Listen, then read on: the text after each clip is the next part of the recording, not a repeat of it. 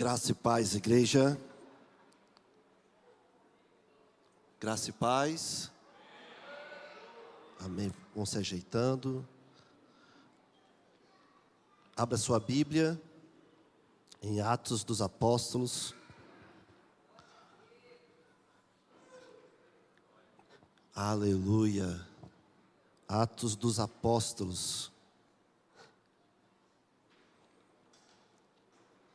Bendito e exaltado seja o Senhor.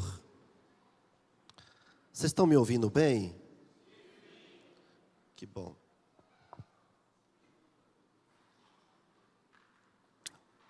Atos dos Apóstolos, capítulo de número 1.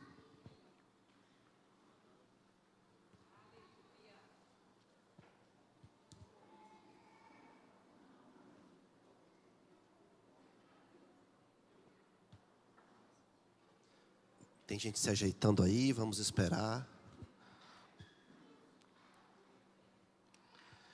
Esses dias, nós tivemos aqui uma temporada muito especial para a nossa igreja. Nós tivemos aqui o nosso aniversário de 7 anos. Quem pode dizer glória a Deus? Nosso aniversário de 7 anos. E tivemos aqui a presença do pastor Fábio, do apóstolo Luiz, tiveram ministrando aqui aos nossos corações, assim como o profeta Rafa, o profeta Daniel, onde esses dois homens, os dois profetas, estiveram aqui. Não podemos esquecer do Elias, o tecladista. Esses dois homens, o profeta Rafa, o profeta Daniel, estiveram aqui realizando um tempo de edificação da igreja do Senhor. Nós tivemos aqui instrução profética, junto com Rafa e o Daniel. Também tivemos aqui um treinamento para os músicos, e especialmente para esses irmãos músicos que se envolvem na arte da igreja, onde teve aqui um ensino poderoso sobre as Escrituras e sobre o mover profético por meio da música, da arte, da dança. E o profeta Daniel falou para mim que foi, e assim como o profeta Rafa, que foram dias assim incríveis para eles, que eles viram em nós uma fome, uma sede descomunal, como eles poucas vezes viram em outros lugares, dando esse feedback para a igreja, para que nós permanecemos, ou melhor, venhamos permanecer nessa fome, nessa sede de conhecer o Senhor Jesus. Esse ano de 2026, o Senhor tem apontado uma palavra para nós, e a palavra é comunhão, unidade. Não se trata de não se trata de um tema anual. Se trata de uma palavra que o Senhor está dando para nós, para que nós possamos conferir se aquilo que estamos vivendo está de acordo com essa palavra, comunhão, e nos nortear para os próximos anos de existência, a importância desse fundamento que é comunhão. Quem está comigo, diga amém. E eu até falei para a profetisa Rosa e para mim, em determinado momento, Tiago, que talvez o Senhor possa estar trabalhando conosco nessa palavra de comunhão, não somente o ano de 2026, porque quem manda é o Senhor. Não estou dizendo nem que sim, nem que não. Eu estou dizendo que o meu coração pensei isso diante de Deus. Senhor, será que esta palavra comunhão é para que nós possamos viver, não só esse ano de 2026, mas talvez o ano de 2027, 28, 29? Será que teremos que estar conferindo essa palavra ao longo desses anos? Aí o Espírito falou no meu coração, vai depender de quanto a igreja do Senhor Jesus, que se reúne aqui, está disposta a receber esse milagre. Eu não sei vocês, mas os dias que eu estive aqui sendo ministrado pelo Espírito Santo foram dias para mim assim desafiadores, angustiantes em alguns momentos, irmã Noêmia, porque é muito bonito colocarmos um tema, dizemos comunhão, a nossa igreja é uma igreja de comunhão. Já vimos isso acontecer muitas vezes, mas encarnar essa palavra, tendo como base os ensinos dos apóstolos e profetas, é um desafio muito grande. E como foi ministrado, nós precisamos de um milagre.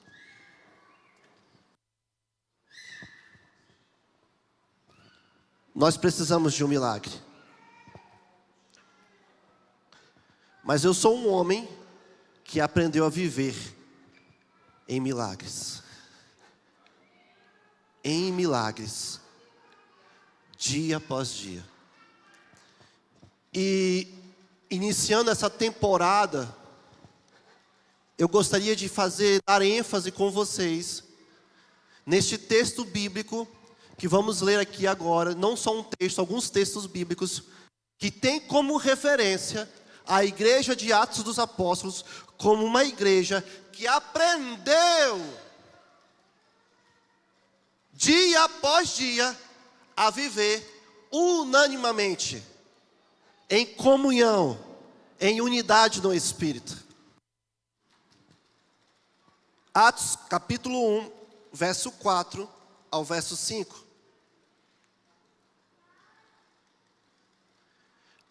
E comendo com eles, quem comeu com eles? Aqui Lucas está falando de Jesus. Meu irmão, muito obrigado pela sua reverência à palavra do Senhor. Pode se assentar. Muito honroso o que você fez aqui agora, viu?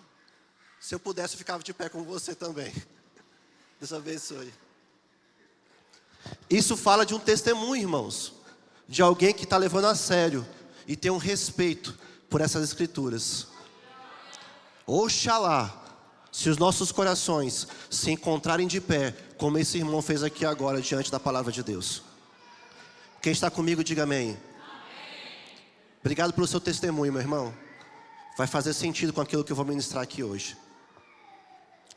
E Lucas, como todos sabem, ou melhor, vamos explicar.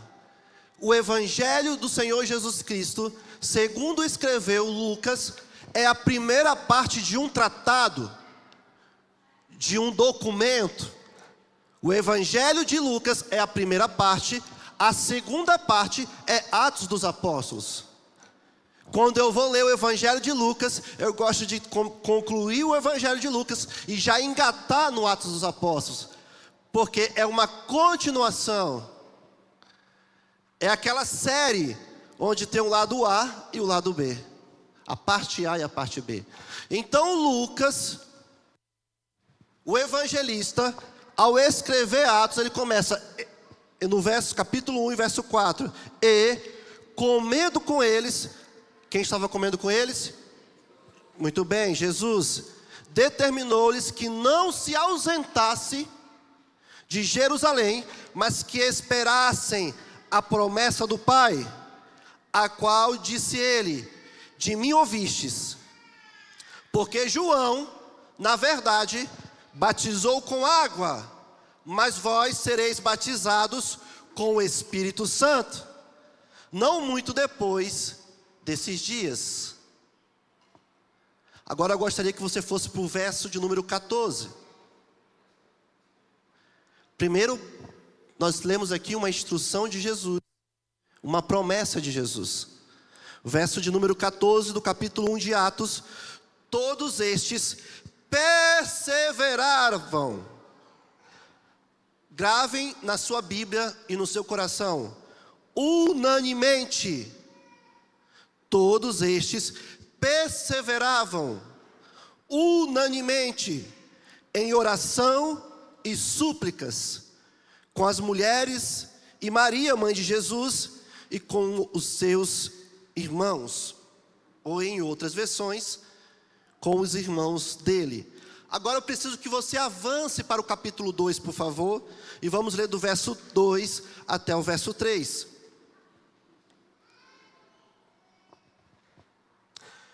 No primeiro momento que lemos, nós vemos Jesus dando uma instrução e fazendo uma promessa.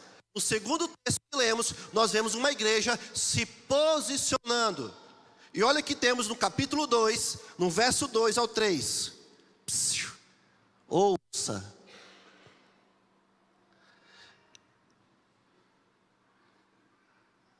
Isso foi um trovão?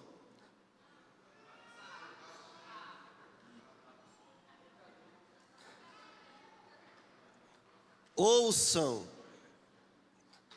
De repente, veio do céu um som, como de um vento impetuoso, e encheu toda a casa onde estavam assentados, e apareceram, distribuída entre eles, línguas, como de fogo, e pousou uma sobre cada um deles. Na primeira passagem que lemos, na primeira perícope, nós vemos Jesus, citado por Lucas, que ele comendo com os discípulos, isso fala de comunhão, porque para um judeu, comer com o outro significa uma relação de comunhão. E Jesus, comendo com eles, então determinou-lhes que não se ausentasse de Jerusalém, mas que esperassem a promessa do Pai. Uma instrução e uma promessa. No texto que lemos, do capítulo 1, verso 14, vemos um posicionamento de uma igreja. Perseveravam, unanimemente. E na terceira passagem que lemos, nós vemos uma ação de Deus sobre aqueles que ouviram, receberam e se posicionaram.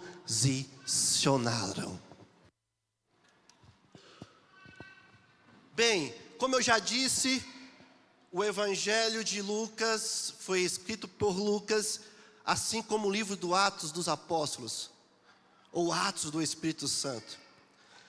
Nós vemos que Lucas está registrando acontecimentos de uma igreja que acaba de se iniciar, a igreja de Atos. Ele aponta que Jesus deu instruções acerca do reino de Deus. Os discípulos receberam aquela promessa e se posicionaram, e a igreja foi convocada a permanecerem e não se ausentarem. Bom, quando eu leio, ou melhor, quando eu lia para as Escrituras, em especial quando eu chegava aqui em Atos dos Apóstolos, me dava um certo tipo de desespero de alma, Mirla. Porque eu olhava para Atos e parecia que era para a minha vida e para a minha igreja aquelas palavras.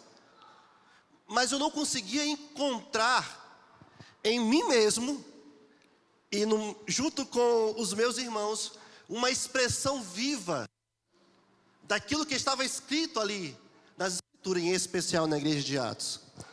Quando eu olhava para os acontecimentos de Atos, eu ficava um pouco desesperado, porque parecia ser muito distante daquilo que eu mesmo estava disposto a oferecer, disposto a viver, porque seria muito injusto dizer que só os meus irmãos estavam indispostos a viver aquilo que diz as Escrituras em Atos 5. E eu, conversando com alguns irmãos, obreiros, pastores, nós pensávamos, de que forma será que um dia poderíamos viver aquilo que a igreja no primórdio de Cristo Jesus de Atos viveu um dia? Será que deveria haver uma mudança política? Um sistema deveria ser transicionado? Será que deveríamos ir para sairmos do capitalismo e entrarmos no comunismo? Será que deveríamos descobrir uma forma política de afetar a sociedade para nós vivemos aquilo que está nas Escrituras? Ao passar dos anos, irmã Áurea, eu pude observar que Jesus não é capitalista, Jesus não é comunista, Jesus é Deus. A doutrina de Cristo é superior a qualquer tipo de política social que um dia poderemos viver. Porque Cristo Jesus não é dessa terra. Cristo Jesus é um Deus eterno. Não é a política que tem que mudar. Não é o sistema, não é o presidente. É Cristo sendo encarnado por meio de uma família espiritual. Não vou dizer qual que é o A, B, eu sei qual que é o bom, qual que é o ruim. Não é essa a minha proposta aqui. Não é isso que eu quero dizer aqui.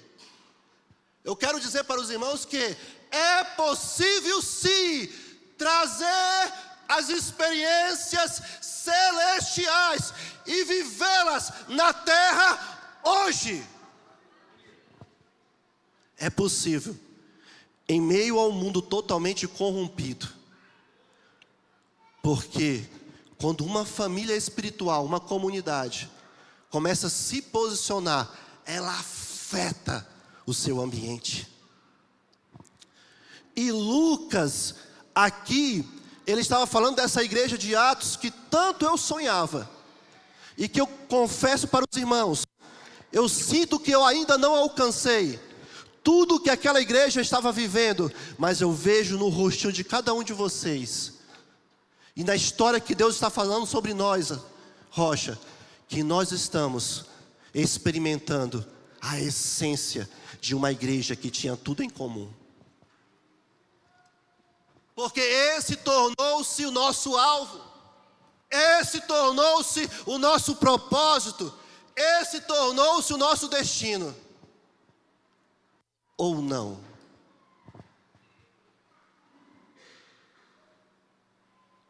Primeiro ponto, saindo da introdução aqui sobre isso, é fazer uma pergunta. Será que Deus quer que a gente viva aquilo que estava lá na igreja de Atos?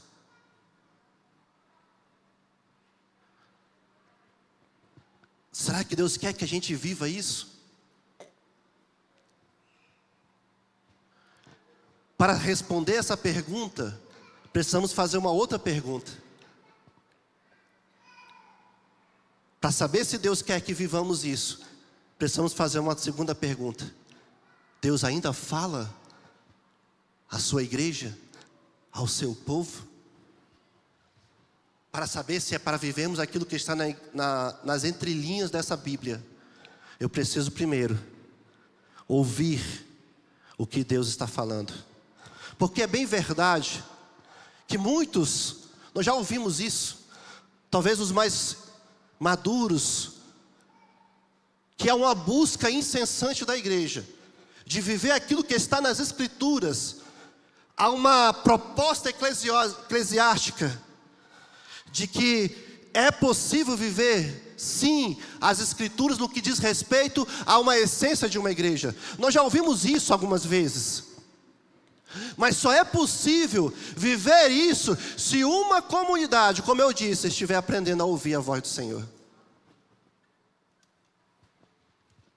E será que não foi mais ou menos isso que foi falado aqui na instrução profética?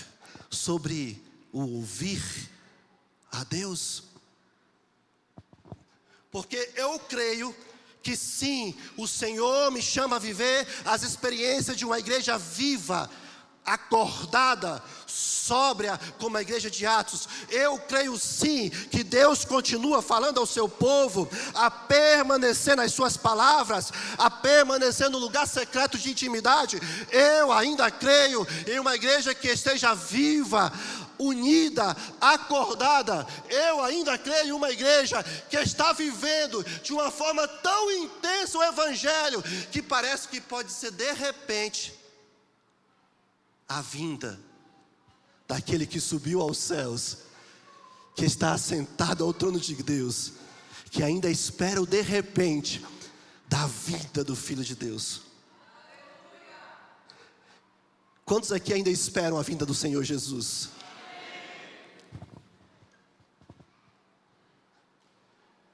Como lemos em Atos capítulo 1, verso 4, a igreja de Atos recebeu uma palavra, uma instrução e uma promessa.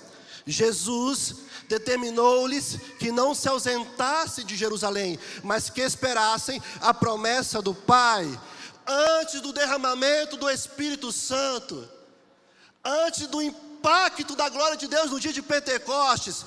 O próprio Jesus estava ordenando a sua igreja, fazendo uma promessa a ela e a preparando para viver um tempo especial na sua vida. Olhe para mim, por favor. Não perca a atenção.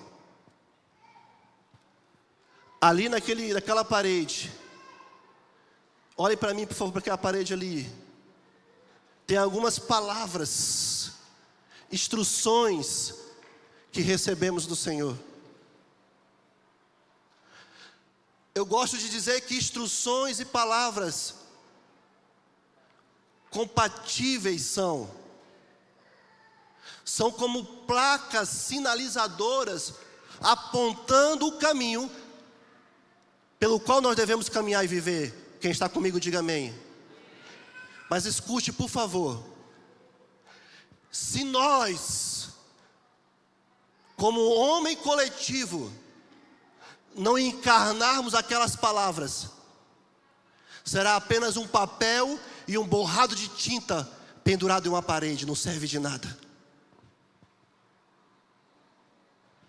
Ali fala da nossa identidade, ali fala de uma aliança, ali fala de um compromisso, ali fala de um posicionamento adequado que precisamos ter, porque não adianta nada recebermos palavras e não nos posicionarmos em ouvir e continuar ouvindo aquilo que Cristo está dizendo sobre nós.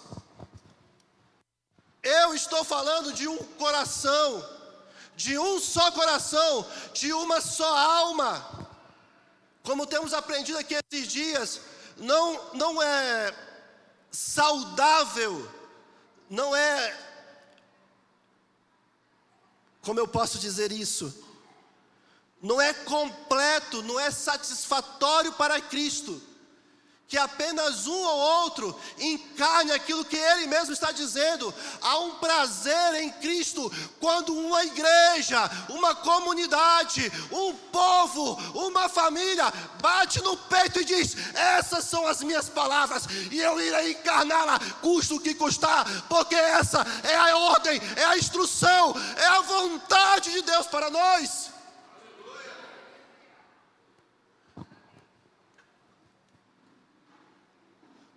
Deus continua dizendo à sua igreja. Deus continua revelando a vontade do seu coração. Ele continua buscando uma igreja que está acordada, como pregou a nossa Aninha esses dias,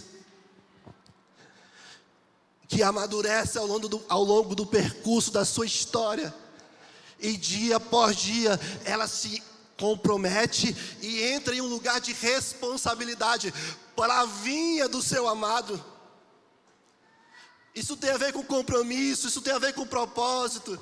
Quando nós chamamos homens de Deus como Luiz, como Elias, como pastor Fábio, pastor Daniel, profeta Rafa, a estarem conosco, é porque há um clamor em nosso coração dizendo: Senhor, fala-nos, fala-nos daquilo que está em seu coração, e nós queremos ouvir, ó Deus. Ainda há fome, ainda há sede, ainda há reverência por aquilo que Deus está dizendo por meio das suas escrituras. E a ênfase que eu gostaria de dar aqui era que a igreja de Atos, ela era uma igreja que serve como um modelo para nós a ser vivida. Ela perseverava e era unânime. Em Atos capítulo 1, verso 14, está escrito assim: todos estes, fazer um parênteses aqui, quem eram todos estes? Quem? Estava esperando a ordenada. Quem mais? Quem eram todos estes? Discípulos, muito bem. Quem mais? Quem eram todos estes? A igreja, muito bem. Mas tinha uma classe especial de pessoas ali. Quem eram todos estes? Vamos, olhem no texto, Atos 1, 4. Atos 1, 14, perdão. Todos estes perseveravam unanimemente em oração e súplica com as mulheres e Maria, mãe de Jesus, e com os irmãos deles. Quem eram estes? Eram os apóstolos. O versículo anterior fala sobre estes. Alguém aqui já ouviu falar do discipulado apostólico? Levante a mão. Discipulado apostólico. Quem já ouviu falar? Levante a mão.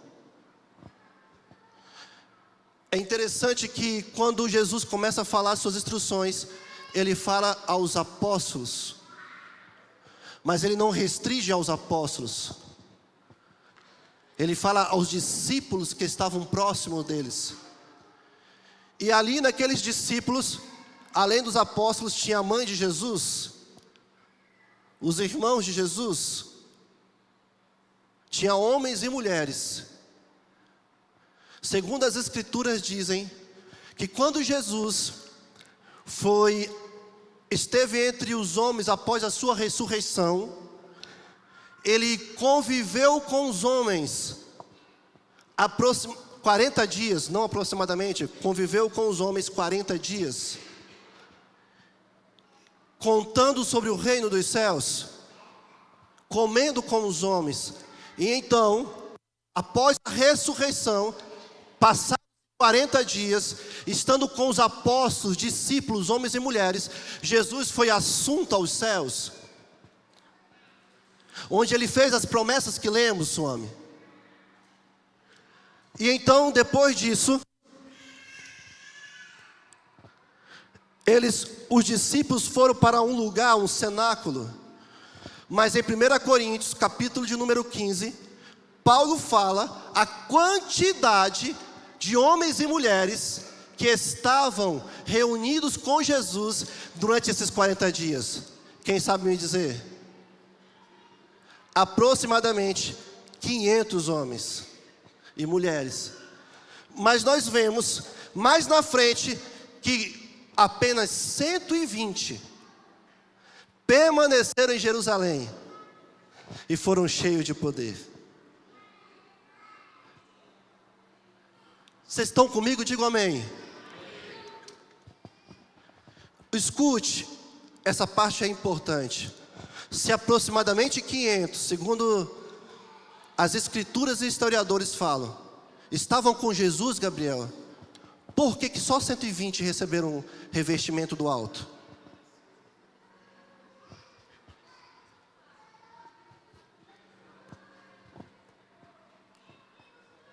Feche seus olhos, por favor. Gostaria de orar com você. Repita comigo: Senhor Jesus. Senhor Jesus, eu quero ser aqueles que permanecem como os 120 que foram revestidos de poder. Abre seus olhos, olhe para mim. 120, Gabriel, de aproximadamente 500, 120 permaneceram fiéis àquilo que o Senhor tinha dito a eles. Permaneceram e não se ausentaram de Jerusalém. Meu Deus!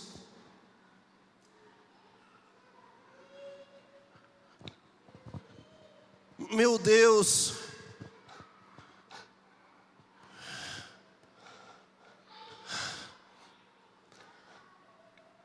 Será que existem homens e mulheres que estão dispostos, após ouvir a voz do Senhor, permanecer naquilo que Ele tem dito?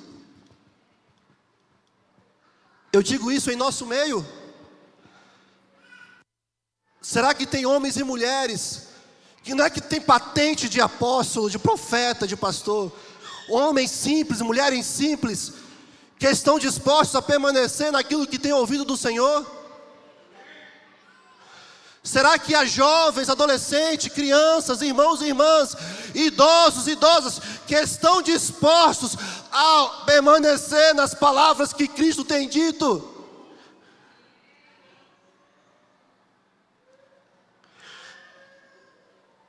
Talvez você diga para mim assim, né, os teólogos aqui, não, mas eles não tinham Espírito ainda, porque é o Espírito que convence o homem do pecado, né?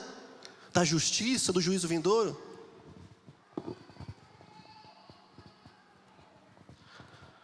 Aí ficou mais difícil, porque com o Espírito é diferente. E quantos de nós acabamos de receber uma instrução profética, uma conferência de aniversário, ou um culto como esse? Quando acaba o culto, vai para sua casa, no dia seguinte, parece que se esquece de todas as palavras que receberam, dizendo que tem um Espírito.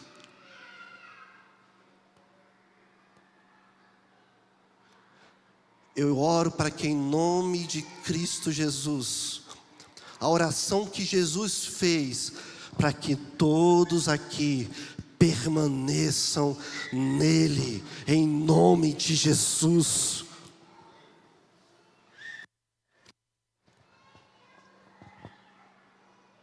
Todos estes perseveravam unânimes em orações e súplicas com as mulheres e Maria, mãe de Jesus, e com os irmãos deles. A palavra traduzida aqui, onde eu quero dar ênfase, do que essa igreja de Atos vivia, era unanimemente. Unanimemente, que vem do grego, que significa homotumadon. Essa palavrinha grega é a junção de duas palavras. A primeira palavrinha é homo, e a segunda palavrinha é tumos. A primeira palavrinha significa o mesmo, igual, unido, em comum. Unanimemente é o mesmo que homotumadon, que a divisão de duas palavrinhas, homos, igual, o mesmo, unido, em comum. E a segunda, tomos, ou tomados, significa mente, coração, paixão, sentimento, propósito interior. Quando Lucas, ele fala dessa igreja, ele junta essa palavrinha unanimemente, que tem a ver com aquilo que nós temos aqui, experimentado esses dias do Senhor em Atos 4. Um só coração e uma só alma. Olha que interessante. Aquela igreja, ela era uma igreja que estava disposta a viver de uma forma unida, com um só coração e uma só mente, com o mesmo propósito interior, com a mesma paixão. Trata-se de uma unidade de coração e alma, de propósito, de unidade espiritual. Deus estava formando nessa igreja de Atos um só homem, um homem coletivo. E Ele continua fazendo isso no dia de hoje, meus irmãos. Não tenham dúvidas disso, que Deus continua fazendo. Em Atos 2, verso 1, que nós lemos, nós vemos ali uma igreja recebendo o poder do alto. Vamos ler comigo, por favor, Atos 2, do verso 1 até o verso 4, já estou concluindo.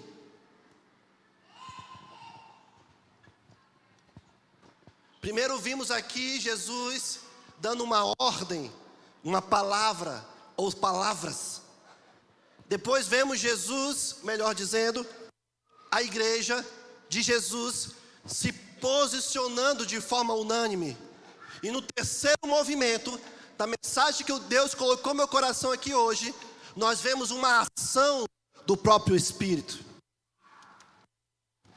Nós estamos falando de uma igreja que se inicia, diz assim as Escrituras: ao cumprir o dia de Pentecostes, estavam o quê? Todos o quê?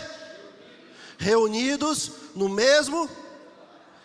Verso 2: mas de repente veio do céu um som, como de um vento impetuoso, e encheu toda a casa onde estavam assentados.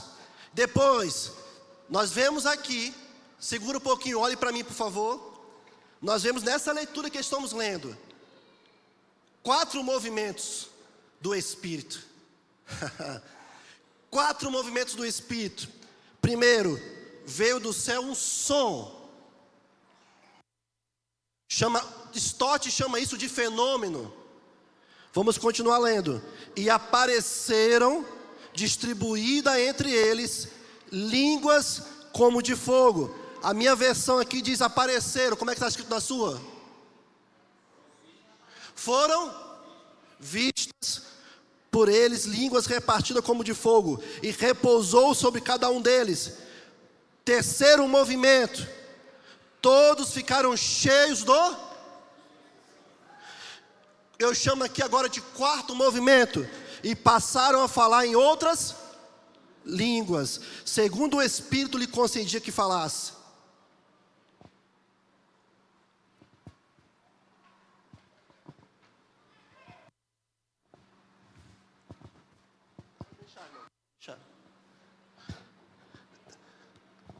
Eu acho que essa hora que eu falo, se os músicos quiserem vir, podem vir para cá.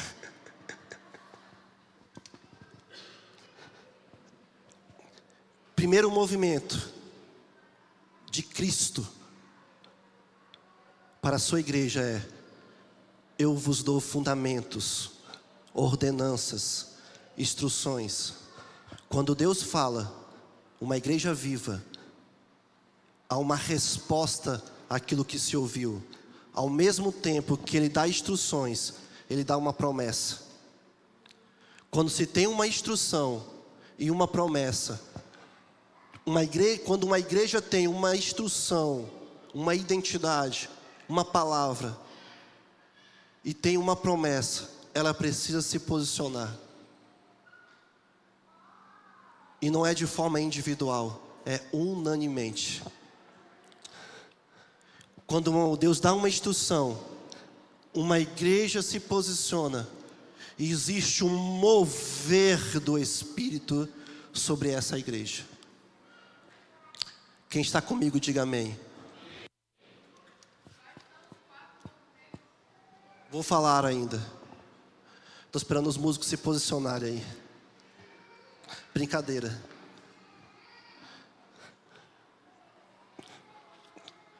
Se preparem agora. Stott chama isso de fenômeno. Obrigado, Carol Astre, por ter emprestado o livro para mim, que eu peguei dela depois que você emprestou. Stott chama isso de fenômeno, de algo sobrenatural, de algo extraordinário, que acontece com aquela igreja de Atos.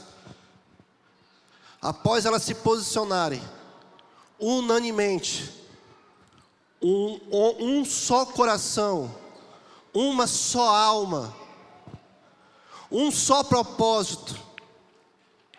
Nós vemos que ali, como lemos agora há pouco, em Atos do capítulo 2, no verso 2, que acontece o que eu gosto de chamar de o de repente de Deus.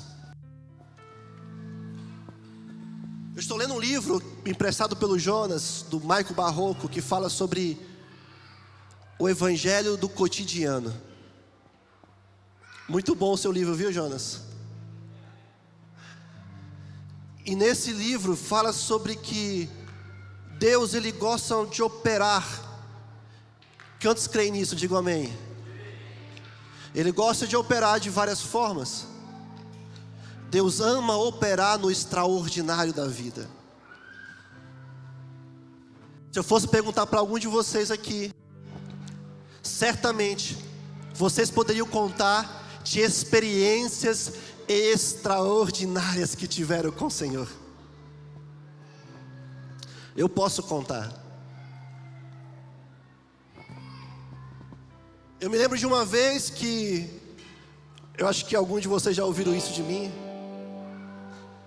que quando eu quebro a coluna, sofro um acidente. Explicando melhor, eu estava debaixo de uma estrutura, deu um vento, derrubou aquela estrutura em cima de mim, em cima da minha esposa, da Rosa. Só tenho ela como esposa.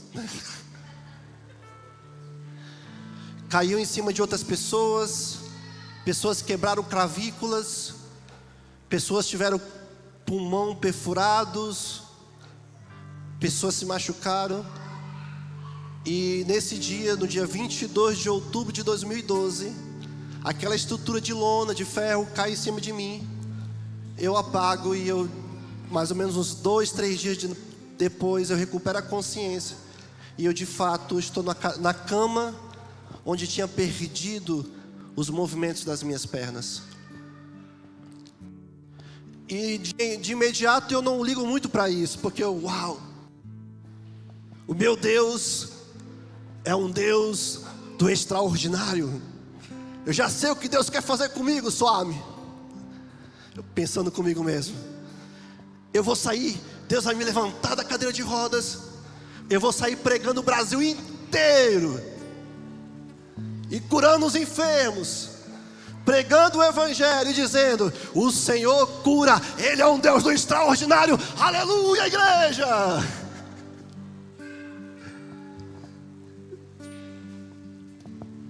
Aí no hospital, o médico fala para mim, para o meu pai: teu filho nunca mais vai andar. Meu pai, novo convertido, tinha acabado de aceitar Jesus, entra no desespero.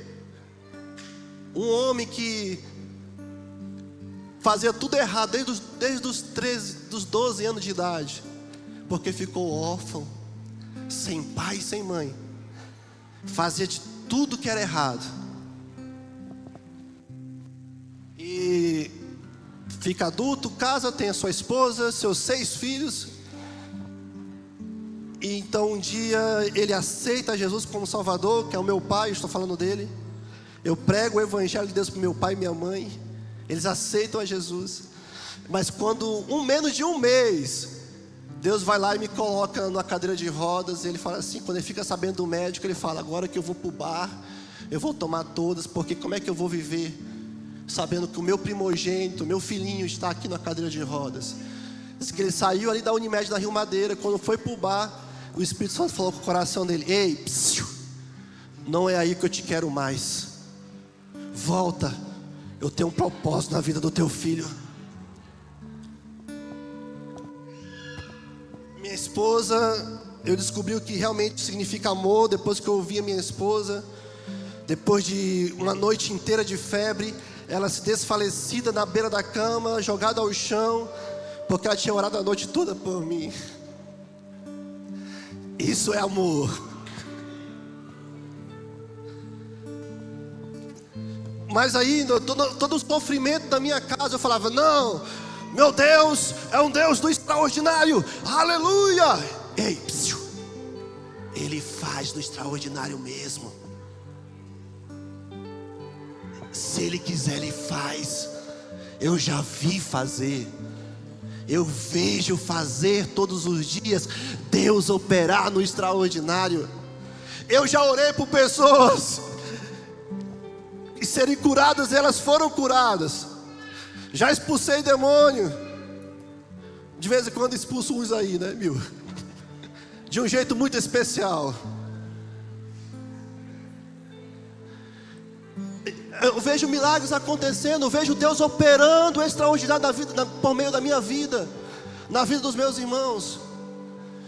E eu falava assim: bom, eu conheço o Deus de Atos, o Deus da igreja de Atos, eu conheço Ele. Eu falava comigo mesmo, no comecinho. Eu conheço o Deus das Escrituras. O meu Deus é um Deus de extraordinário, é um Deus extraordinário, e Ele é mesmo. Quem está comigo, diga amém. Deus tem prazer de operar no extraordinário.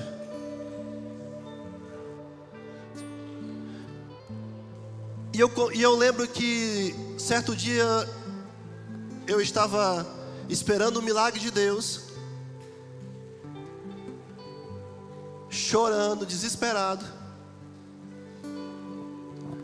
dentro do meu quarto, sozinho, só eu e Deus. Tinha acabado de sair do hospital. E eu olhei para Deus e falei para Ele: o Senhor é um Deus que não me ama mesmo.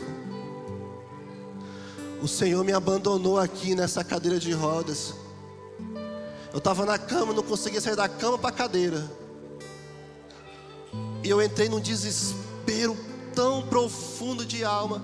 E eu só falava para Ele: você é um Deus mau, você é um Deus ruim, você é um Deus que não me ama, você é um Deus que me abandonou, você é um Deus que me deixou para trás. O Senhor é um Deus que cura todo mundo e não me cura aqui. O Senhor não é um Deus extraordinário que nada. Por que que o Senhor não me cura? Por que que o Senhor não me levanta? Cadê você aqui no meu sofrimento? Eu estava no meu quarto, dia ensolarado, estava a janela aberta. Acho que a Rosa estava trabalhando. Meu irmão, que cuidava sempre de mim, tinha saído, deixou a janela aberta, o telefone do lado. E o sol nasce bem de frente à minha janela, foi estratégico. E aí então eu comecei a ver aquele ambiente da minha casa, aquele quarto,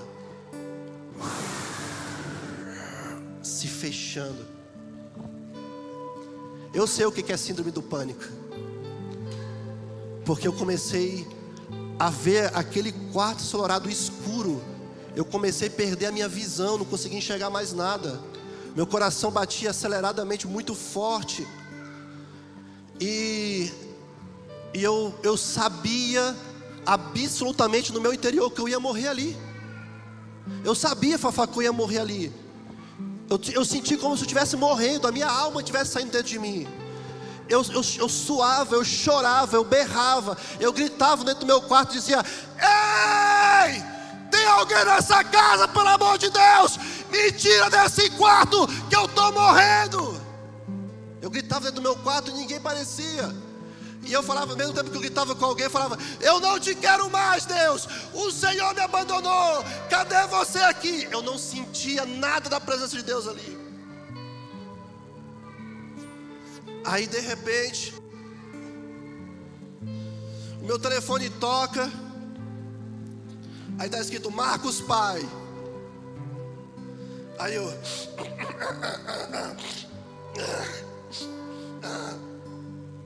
oi, pai. Tinha acabado de aceitar Jesus. Ele tinha acabado de aceitar Jesus. Ele estava destruído. Eu não queria passar meu sofrimento para ele.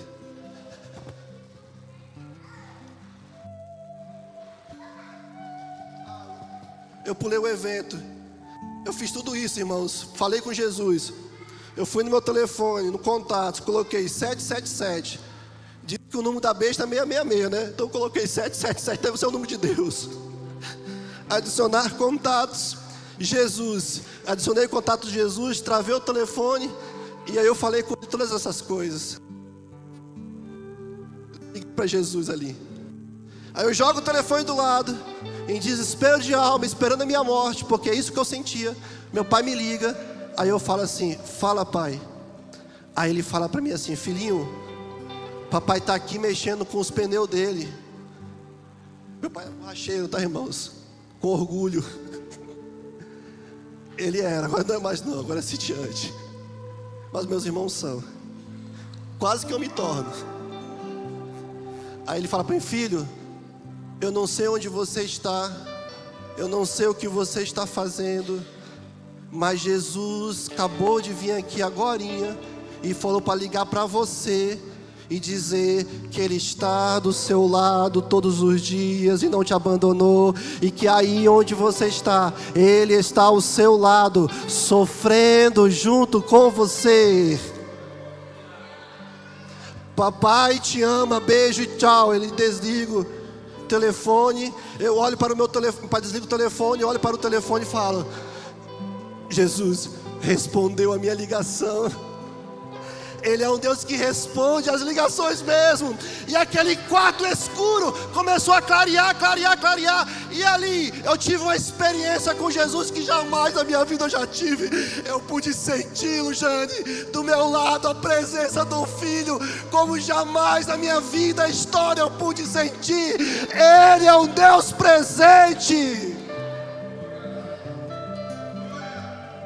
Isso foi extraordinário ainda.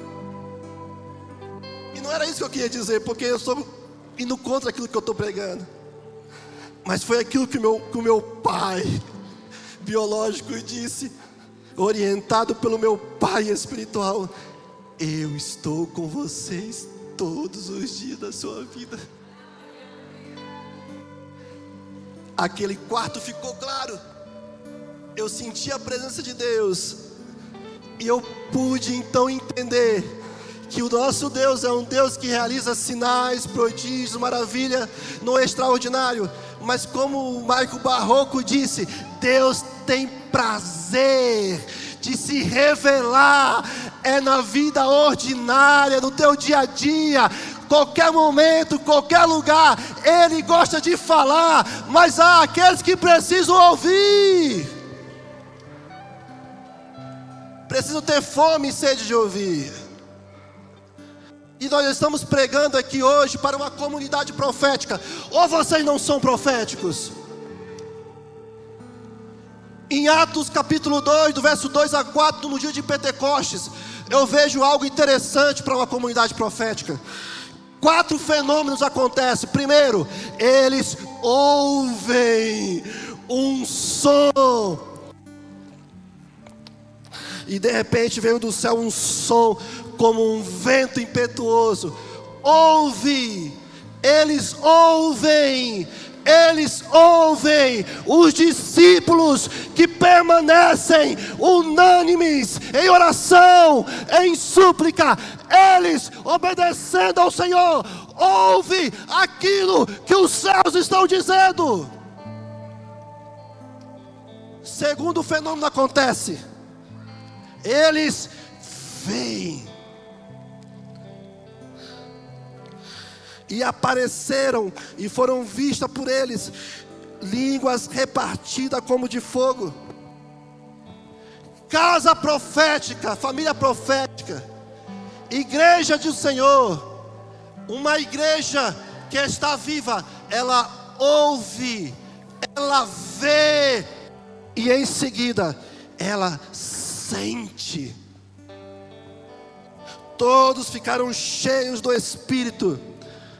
Eu gosto disso, Swami, porque se eu ouço aquilo que os céus estão dizendo, se eu vejo aquilo que os céus estão fazendo, e eu sinto no meu interior aquilo que os céus estão construindo, no homem coletivo, eu abro a minha boca e começo a falar em outras línguas. O propósito aqui não era exatamente não sejam reducionistas. Eu não estou no seu entendimento, eu não estou sendo reducionista na minha explicação.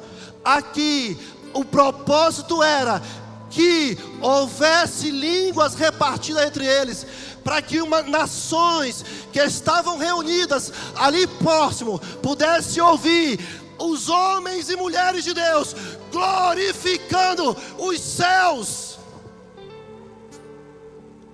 quando eu ouço, quando eu vejo, quando eu sinto, é impossível. De mim precisa sair virtudes.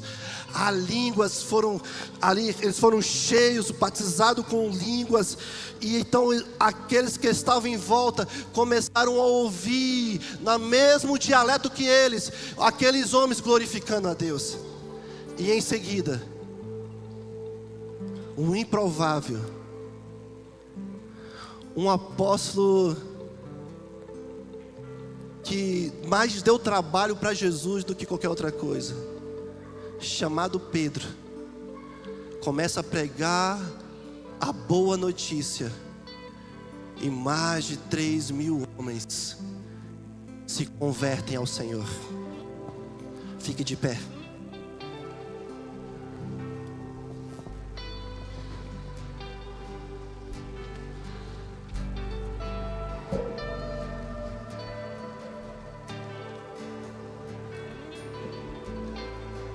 Ouvir, ver, sentir no interior, proclamar às nações.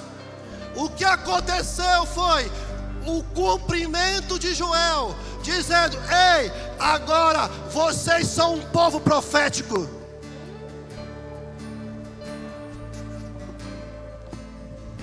Eu gostei daquele louvor que vocês louvaram. Antes era pelos profetas, agora é por meio de Cristo.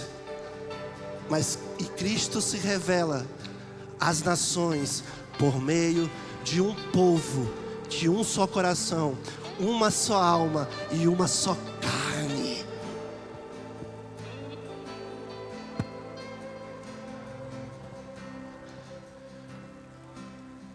Ouve, Shema, ouçam e obedeçam. Vejam, experimentem e anuncie as grandezas daquele que vos chamou das trevas para a sua maravilhosa luz. O meu apelo aqui hoje é: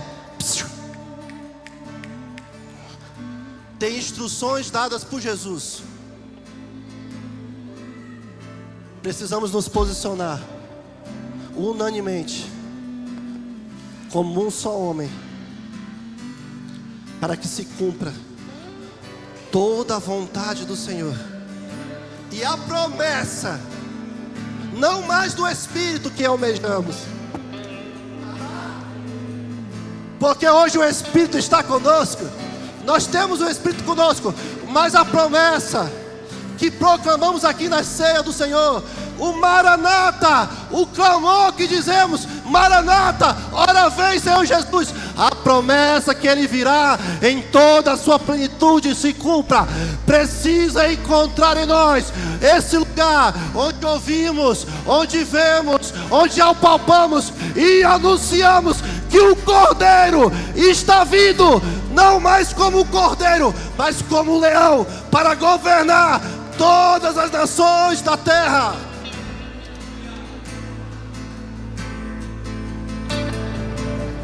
A minha pergunta é: quem deseja a volta do Cordeiro, do leão de Judá, do Rei dos Reis, Senhor dos Senhores, precisa se posicionar hoje, não sozinho, mas um com o outro, no entranháveis afetos de misericórdia, juntos, unidos, como um só homem, um só coração, uma só alma, e viver plenamente a comunhão dos santos, dia após dia.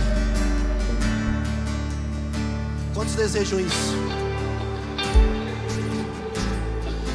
Quantos são dispostos a gastar a sua vida, não para viver sozinho, mas no coletivo, unanimemente, as promessas do Senhor?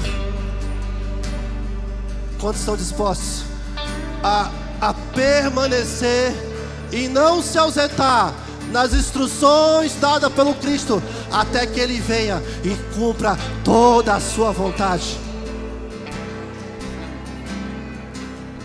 A igreja de Atos esperava o Espírito. Ela recebeu o Espírito.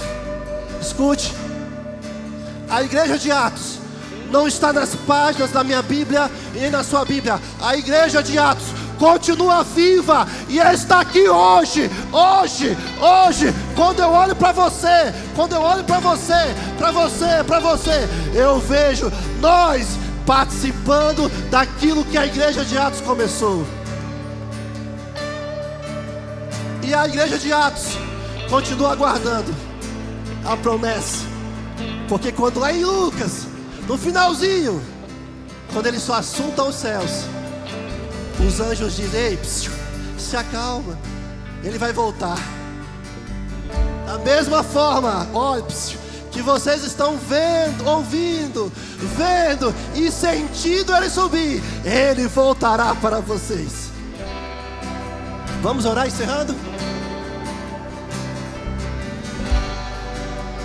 Pode orar, irmãos.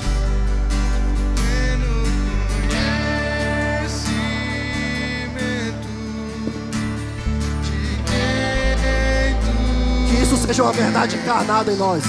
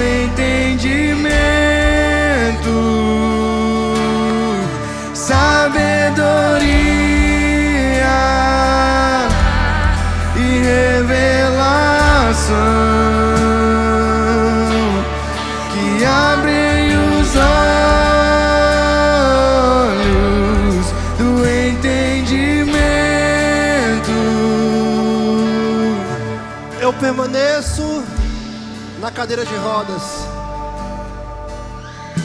continuo crendo no Deus do extraordinário, mas eu vou viver toda a minha vida, dia após dia, com cadeira, sem cadeira, andando, pulando, ou se for o caso, rastejando, mas eu vou experimentar de toda a vontade de Deus na minha vida.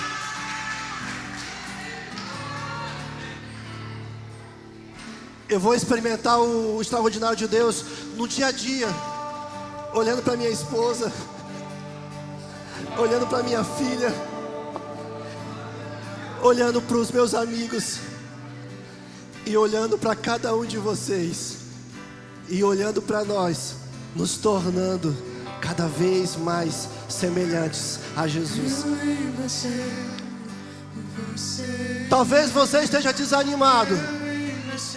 É momento de animar, é momento de perseverar, continuar, não desista, persista, que o Senhor é contigo, cara.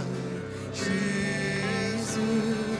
eu em você, e você em mim, eu em você, vamos, e você em vamos, mim, como um só homem, eu em você, um só coração, e você uma só alma, mim, uma só carne, um só espírito. Jesus, eu em você, você em mim, eu em você e você